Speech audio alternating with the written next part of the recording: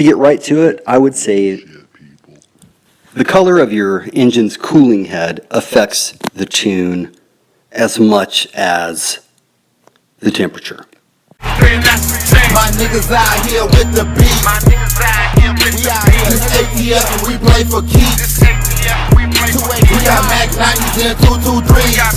Bang, bang, dirty pistols, niggas rest in peace. Bang, guerrilla warfare up in these streets. As long as you don't get over 280. As long as you don't get over 280. 280.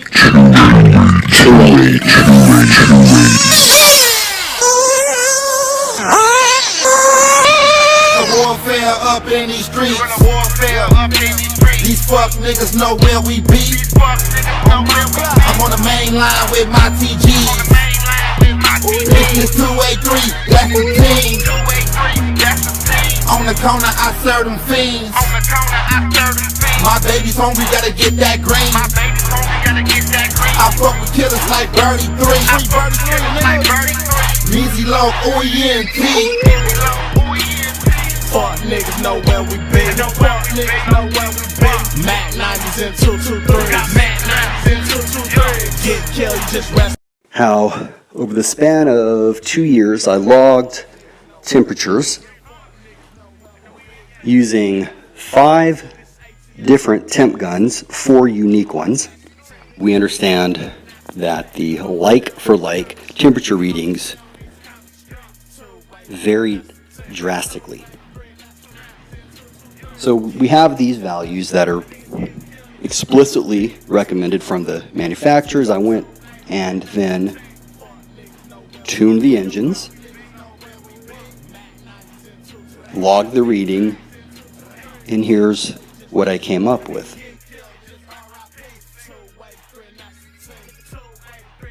So when you buy that fancy new engine, that LRP, you don't call all your friends over and go, hey man, check it out, I can get it to 282 degrees on the button.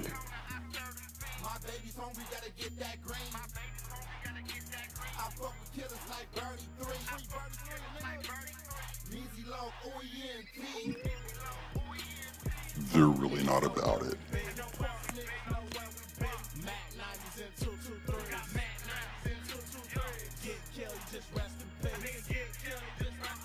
Like engine sealing. Where are these videos showing, oh look, here's my engine, and it runs like crap. Oh look, I'm sealing it. Now look, it's in beast mode. Or even, hey, I had this engine, I sealed it, and now look, there's an improved performance. I mean, all these RC videos out there, that video does not exist.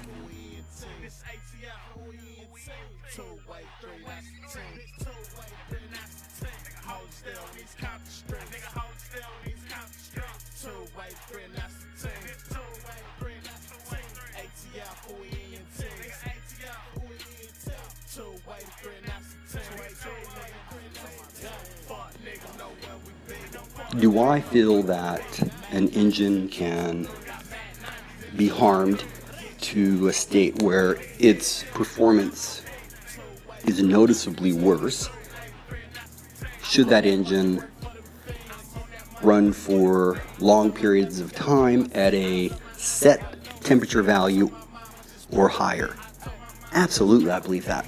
No doubt about it. If an engine has too much lubrication, piston's going to stick to the cylinder and things like that. Trust me, I speak of which I've experienced. You know, the starting whistle starts. They don't go around and take your temperature to see if you're within a certain degree. They go by how your engine performs. That's how you tune. Why would you say something like that to somebody? Why would you tell them that you're okay if your engine is at a certain temperature, okay, or around there? Because one thing that hasn't happened is you've not had an engine that was, running ferociously at one temperature at, say, 270 or 250, wherever you want to go with it, and then suddenly was no longer running that well, and it was in the 290, 300, 310 range, wherever you want to go with that. See, it just hasn't happened. So you're basically saying things that you've not experienced. That's what I'm saying. Come correct with this shit. Just basically, you guys need to start saying, hey, look, this is what I've heard. Okay? Because there's a big delineation. People just bullshit all the time, but my generation, at least, and where I come from, we don't have that. You know, there is integrity in all aspects of life. So here's what we know so far. Temp guns are simply unreliable. There's been formal analysis conducted from my own exercises, as well as those from the general public, which substantiate what I'm explaining in this video. Temp guns themselves, they vary in accuracy compared with one another. Now, something as simple as a temp gun being around smoke, which would perhaps cause a layer of film or something, you know, to be on the infrared lens. Well, that's going to, right there, skew the results drastically. Well, let's say that the engine and its temperatures are reliable. So the temperature is you know, that you use with a temp gun, it's spot on. It gave correct temps. Well, knowing that the temperature means just that. Nothing more. You know the temperature. Personally, I don't give a rat's ass what the temperature is. I want the engine to perform. Now, we don't debate the fact that an engine which is hot for a long period of time can incur performance problems, but honestly, I'm unaware of any analysis or actual demonstrations showing this.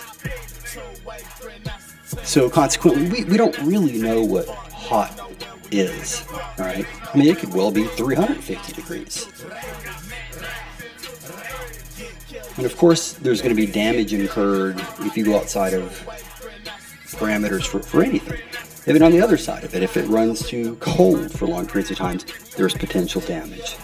And one thing that is, you know, accepted by all is an engine's going to show signs of a lean condition much, much earlier than it would incur any sort of damage from being run too hot for too long.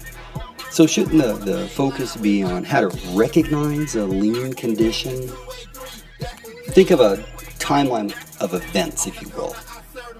If you're looking at it, you would see that as someone were, you know, tuning their engine, and they, let's say it was a case study for getting it too hot to where you had a problem, what you're going to see is engine is cold, engine becomes rich, engine becomes quasi-tuned, engine becomes lean, engine has problems.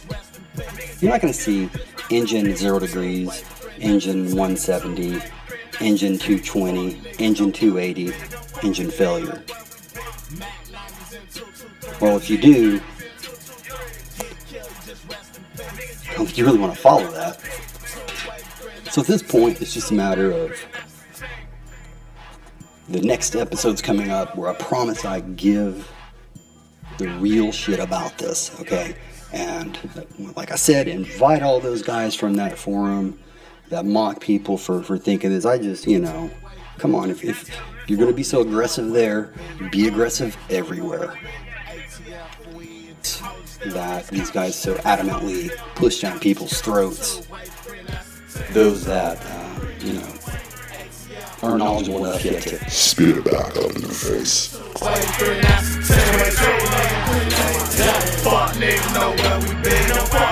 Now, one of the things that you rarely, if ever, see discussed on there is something that, in my opinion, is of real importance when it comes to tuning, and that is your fuel delivery system.